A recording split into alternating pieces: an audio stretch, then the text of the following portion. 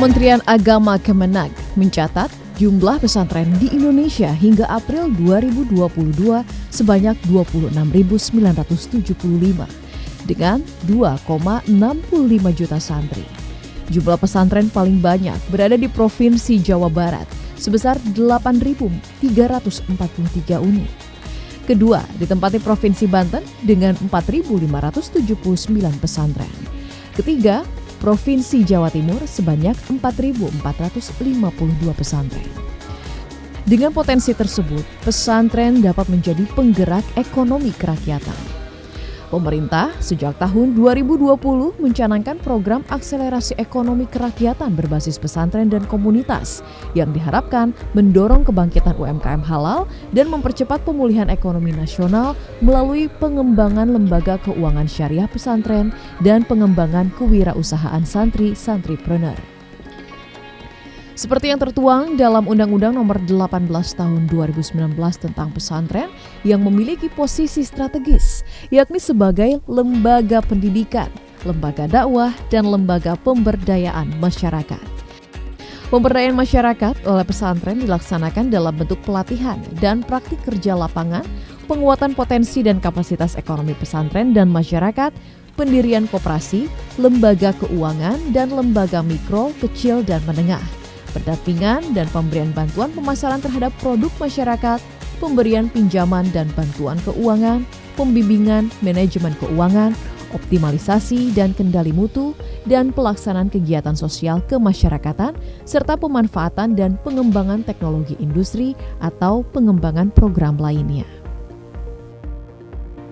Jadi ada kepentingan, ada keinginan besar dari Presiden Joko Widodo, Pak Jokowi, agar pesantren itu mandiri, lebih khusus adalah mandiri secara ekonomi. Agar pesantren berdaya secara ekonomi. Ketika mereka mandiri secara ekonomi, tentu pesantren akan bisa menjadi salah satu stakeholder penting di dalam kehidupan berbangsa dan bernegara. Nah, ini sebenarnya salah satu kepentingannya. Nah, harapan kita pesantren salah satu mandatori itu, pesantren ini menjadi fungsinya itu adalah pemberdayaan masyarakat. Nah, ketika ekonomi pesantren ini kuat, mereka bisa melakukan pemberdayaan dan mengajak masyarakat sekitar di desa atau di kecamatan bahkan di kabupaten tersebut untuk bisa terlibat secara ekonomi. Kemandirian pesantren merupakan salah satu program prioritas yang diusung oleh Kementerian Agama. Program yang dimulai sejak 2021 dengan 105 pesantren sebagai prototipe, kemudian dilanjutkan pada 2022 menargetkan 500 pesantren. Pada tahun 2024, program ini akan menerapkan model kemandirian pada 5.000 pesantren. Nah, harapannya apa? Harapannya ada sustainability, ada pengkaderan juga gitu. Karena memang visi kami juga mewujudkan pesantren yang memiliki kemandirian ekonomi berkelanjutan. Jadi bukan hari ini saja gitu, bukan tahun ini saja. Nah, makanya kami dalam roadmap itu setelah mereka 1 tahun menjalankan usaha atau bahkan karena sudah punya usaha tadi ya, itu kami dorong pesantren ini untuk memberi 3 pilihan. 1 bisa membuat CV kalau yang belum, 2 membuat PT, dan yang ketiga koperasi. Ini juga dalam rangka apa? Memisahkan antara kekayaan pesantren dengan kekayaan kiai gitu loh. Karena ini problem tersendiri nih di dunia pesantren ini. Kan lagi-lagi sejak awal tadi ya itu kan miliknya kiai gitu kan. Nah, terus mau dipisahkan gimana gitu. Nah, tapi kami juga ingin lah bahwa ke depan karena kiai juga punya anak gitu ya, yang tidak satu boleh jadi kan. Nanti ke depan juga mungkin perlu dibagi gitu kan. Nah, ini bagaimana yang ekonomi pesantren ini itu dia menjadi penopang yang utama gitu. Kemandirian ekonomi pesantren memberikan ruang luas kepada pesantren untuk menjalankan fungsi pesantren sebagai lembaga pendidikan maupun penggerak ekonomi kerakyatan melalui berbagai model permodalan dan usaha. Menurut saya pihak pesantren ya dan juga pendidikan institusi pendidikan keagamaan kita ya ini sekarang hari ini memiliki peluang yang sangat besar ya untuk mengembangkan kompetensi baru ya, mengembangkan kompetensi baru yang dimana di situ mereka memiliki keahlian gitu ya. Jadi modal dasarnya sudah punya ya, yaitu kemampuan ilmu agama ya, ilmu fikih ya, syariah yang kuat, yang dalam ya.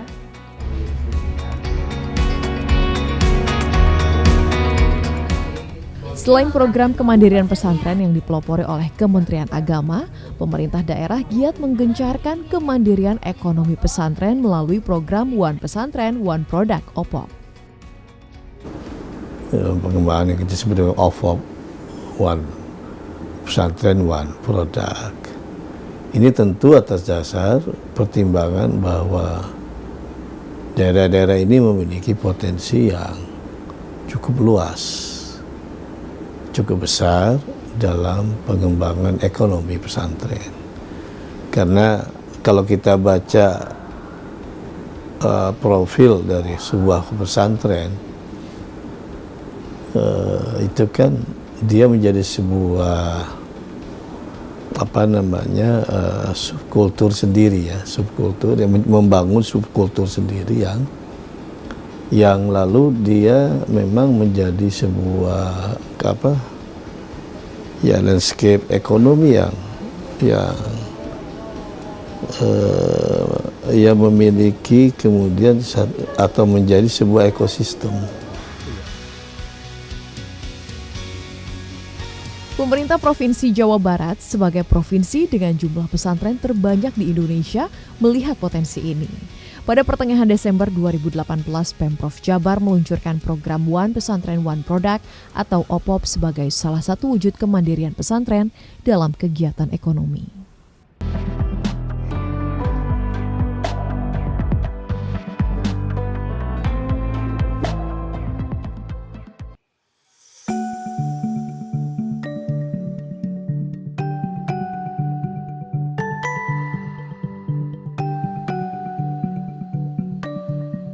Pesantren sebagai model pendidikan berbasis komunitas kini menjadi wadah pengembangan kewirausahaan.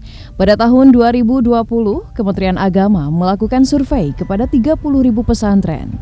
Hasilnya, sekitar 85% atau 6.000 pesantren telah memiliki unit usaha mulai dari 1 hingga 5 unit usaha. Pesantren telah melakukan kewirausahaan dan mandiri secara ekonomi. Hal tersebut mendorong para kepala daerah untuk semakin memajukan pesantren dan menjadikan pesantren sebagai penggerak ekonomi kerakyatan, salah satunya melalui program One Pesantren One Product. Pemerintah Provinsi Jawa Barat program One Pesantren One Product (OPOP) sejak pertama kali digelar pada pertengahan Desember 2018 hingga 2021 telah mencatat 2.574 mengikuti program OPOP. Provinsi Jawa Barat telah mengaplikasikan program One Pesantren One Product sebagai salah satu pilar penting kemandirian pesantren. Citra pesantren dulu sebatas sekolah keagamaan yang kurang mandiri.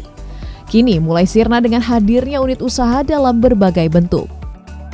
Ada beberapa hal yang menjadi daya ungkit ekonomi Jawa Barat, pariwisata, UMKM, BUMDes, satu desa satu produk, dan banyak lagi yang lainnya, termasuk di situ OPOP. OPOP itu kebanyakan di pesantren itu kebanyakan di kampung, jarang pesantren di kota. Kalau ekonomi pesantren itu maju, maka ada efek domino, yaitu ekonomi masyarakat sekitar juga terbantu. Bisa menjadi supplier ke pondok pesantren tersebut. Provinsi Jawa Barat menerapkan sistem kompetisi untuk menyeleksi pesantren-pesantren yang berhak mendapatkan pendanaan OPOP. Program OPOP di Jawa Barat dibagi ke dalam beberapa tingkatan. Untuk level kecamatan, bantuan permodalan berkisar antara 30 hingga 35 juta rupiah naik ke level kabupaten kota. Bantuan yang didapat bernilai antara 60 hingga 70 juta rupiah. Sedangkan untuk level provinsi, bantuan permodalan dapat mencapai 400 juta rupiah per pesantren. Jadi program kita diawali 2019 itu sampai dengan sekarang baru 2.574 ditambah tahun ini 270 ya. Jadi nanti masih ada PR tahun depan terakhir ya, 2023 bukan 2024, kan 2024 Pak Gubernur sudah selesai kan. itu sekitar 2.160. Jadi tahun depan lebih berat lagi sebetulnya pola kita. Tapi keberhasilan program ini sudah kelihatan sebetulnya di tahun ini gitu kan. Di 3 tahun terakhir, alhamdulillah kita juga sudah bekerja sama untuk bagaimana mengevaluasi bersama dengan Universitas Unpad ya, jurusan Fakultas Ekonomi Bisnis. Itu juga sudah kelihatan berapa upaya entrepreneur tumbuh, berapa usaha jadi tumbuh, berapa kelembagaannya jadi tumbuh.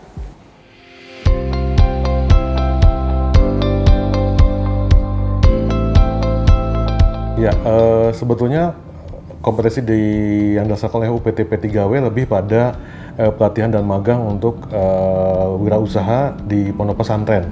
Jadi kita memberikan semacam pemagangan kepada pesantren role model, yang artinya pesantren-pesantren sudah mandiri. Itu mereka membagikan pengalaman, ya, kemudian juga bagaimana mereka memanage usahanya, ya, meningkatkan kapasitas usaha dan juga pengembangan usaha atau wirausaha di pondok pesantren, ini supaya bisa ditularkan kepada pesantren-pesantren yang mengikuti kegiatan One Percent Product ini. Adalah Pondok Pesantren Al-Muhajirin Purwakarta, Jawa Barat. Pesantren yang berdiri sejak awal 1993 berawal dari usaha jasa cuci baju atau laundry bagi para santri. Kini berhasil melakukan pengembangan produk usaha. Kemajuan usaha ini makin diperkokoh dengan keberhasilan Ponpes Al-Muhajirin meraih gelar juara OPOP Jabar pada tahun 2019. Dan menjadikannya sebagai pusat pelatihan dan pengembangan usaha bagi ponpes lain. Usaha yang sudah dijalankan di Al-Muhajirin pertama adalah Al-Muhajirin Mart.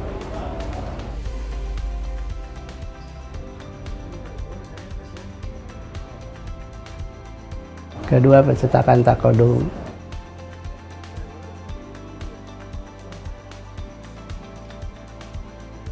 Ketiga, laundry. Keempat, pembuatan roti, produksi mineral, kemudian juga fotokopi dan ATK.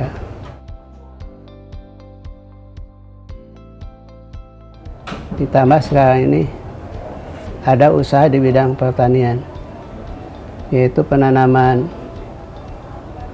lengkeng, alpukat, petai, kemudian manggu, dan lain sebagainya, di atas tanah 5 hektar.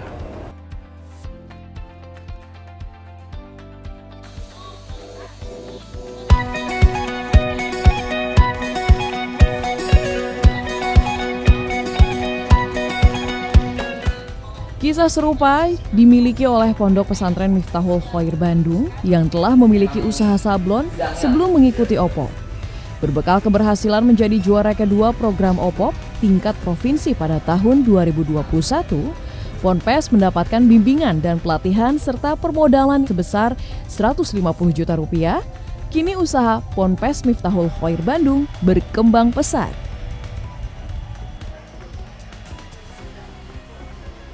Nah, kita alokasikan untuk jadi tempat usahanya dibesarin, gitu. Tempat usahanya dibesarin, yang tadinya cuma 1 tingkat sekarang jadi 2 tingkat. Yang tadinya tidak punya mesin jahit sekarang punya mesin jahit. Yang tadinya fokus di satu bidang sablon saja sekarang punya jahitnya, punya mesin steamnya, punya mesin cuttingnya, meja cuttingnya. Kemudian kita punya satu produk keunggulan yang tadinya cuma sablon kan, kita punya produk unggulan kita baju fashion anak, gitu. Alhamdulillah. Nah, sampai saat ini alhamdulillah usaha kami berjalan seperti itu.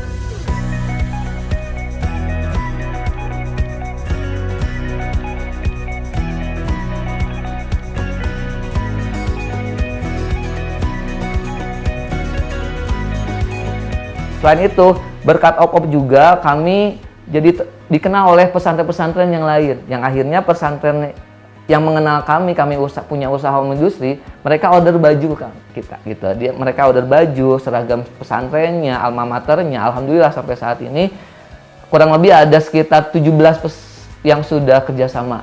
Itu antara pesantren ya, antara pesantren. Sedangkan kalau misalkan antara luar itu dari alumni, dari masyarakat setempat, ibu-ibu, seperti itu aja Kang.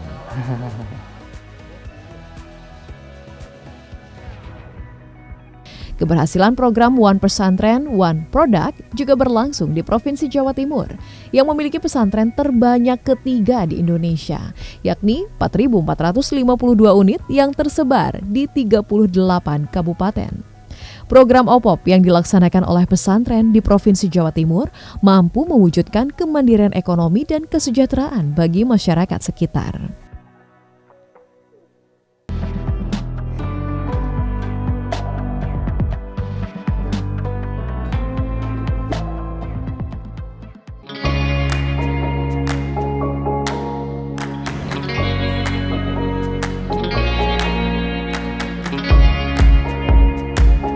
Pemerintah Provinsi Jawa Timur memiliki potensi pondok pesantren terbesar ketiga di Indonesia, yakni sejumlah 4.452 pesantren yang tersebar di 38 kabupaten kota.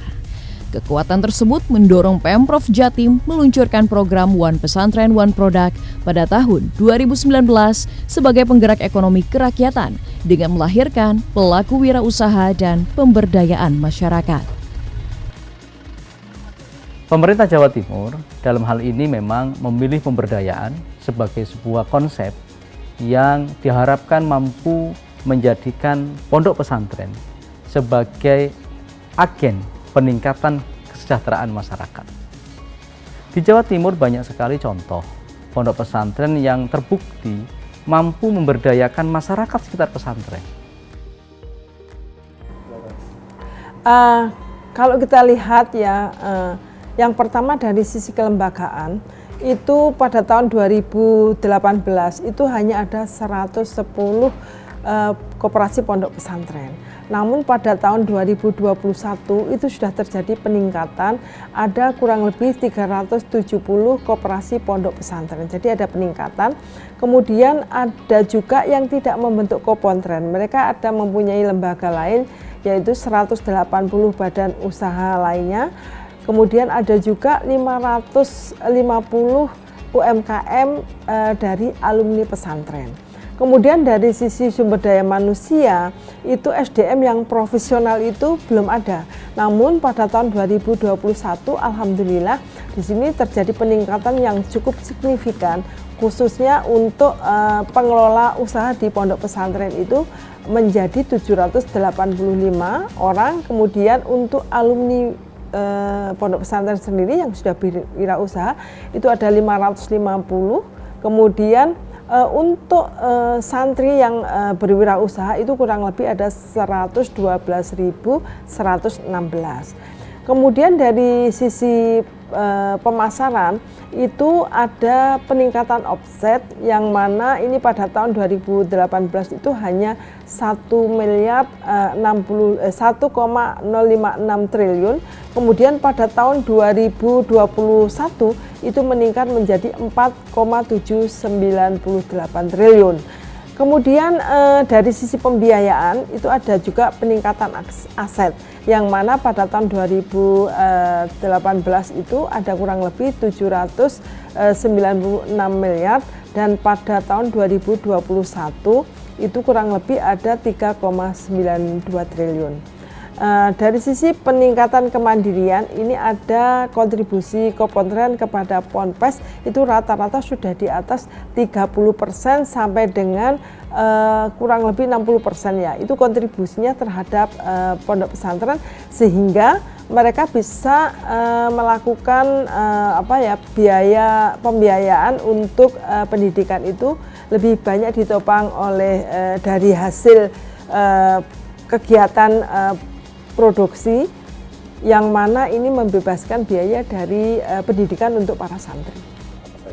Ya, produk unggulan yang ada di kita banyak sekali, baik dari sisi produk makanan minuman, kemudian dari sisi kiat juga ada. Bahkan di antara koperasi pondok pesantren ini juga sudah ada yang melakukan kegiatan ekspor. Contohnya kalau kita lihat dari Promosda itu mereka juga sudah melakukan ekspor ke Jepang maupun ke Australia. Di bawah pimpinan Muhammad Nurul Arifin Al-Fakiri atau populer dikenal dengan Kiai Tanjung, Pomosda mampu menjadi percontohan pengelolaan bisnis pesantren modern. Awalnya memang koperasi, kita ada koperasi tetap jalan, ada produk-produk yang bersifat UKM di koperasi. Kemudian kita juga ada CV yang ini bersifat pada wali santri yang bersifat individual gitu ya. Kemudian ada karena kita juga sudah mengembangkan ke wilayah ekspor. Ya. Kita juga melakukan pendekatan berdasarkan ke buyer dan kita sendiri juga sudah katakanlah punya PO untuk beberapa produk sehingga ini sudah PT. Jadi yang ada di Pomosda, Pondok Modern Sumber Daya Takwa ini memang ada santri formal. Santri formal ini jenjang pendidikan mulai dari SD, SMP, SMA, dan perguruan tinggi. Terus ada santri non formal. Non formal ini kaitannya dengan Madin, Madrasah Diniyah itu.